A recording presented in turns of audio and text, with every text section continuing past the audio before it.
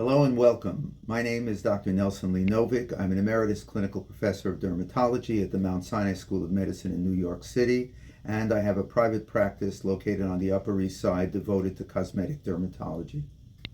Much attention is paid in the media to what can be done to improve skin tone, texture, and radiance.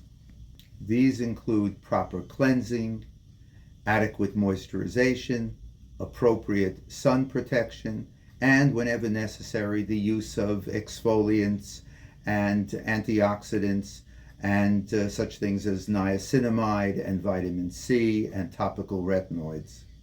It goes without saying that this also includes proper diet, regular exercise, and adequate sleep.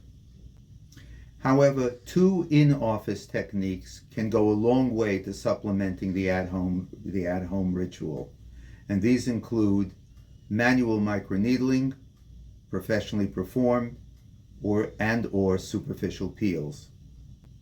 Manually performed microneedling has a long track record. In fact, I've been using it for over 25 years for safety and effectiveness for treating skin tone problems, skin crepiness, fine lines, and despite the very heavy-duty advertising hype and social media buzz that surrounds the use of radiofrequency microneedling, there's really little need for the added expense and the added risks that RF microneedling entails.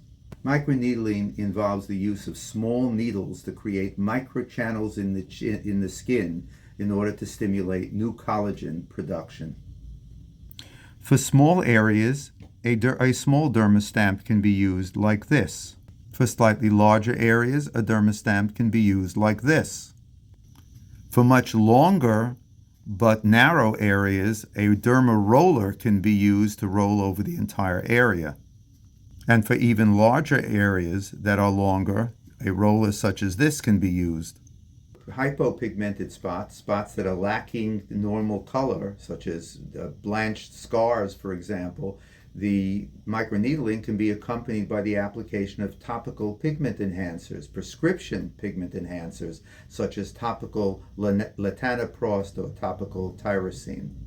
For reddish spots, overly red spots such as post-inflammatory erythema, means redness after some kind of inflammation like acne, you can use microneedling accompanied by the topical prescription agents tranexamic acid or vasoconstrictors. And for hyperpigmented spots like melasma or post-inflammatory hyperpigmentation, the brown spots that one sees after acne, you can apply topical brightening agents to accompany the microneedling procedure. As an alternative to microneedling, superficial peels can be used. Superficial peels consist of high concentrations of glycolic or salicylic acid, a solution called Yesner's solution, or low concentrations of trichloroacetic acid, TCA. A series of about 3 to 4 treatment sessions on average is generally needed, spaced at about a month to 6-week intervals between treatments is usually needed to achieve optimal results. Superficial peels work not just by exfoliating the skin, but by stimulating new collagen and new elastic fiber synthesis. Superficial peels are not to be confused with medium or certainly not with deep chemical peels.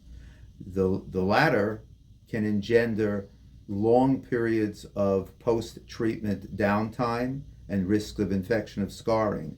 Superficial peels generally engender little to no significant post-treatment downtime, and they can be considered as true lunchtime beauty fixes.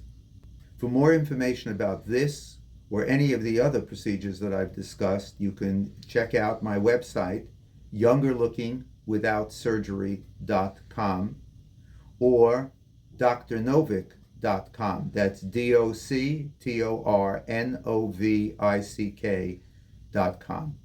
Thank you for your attention.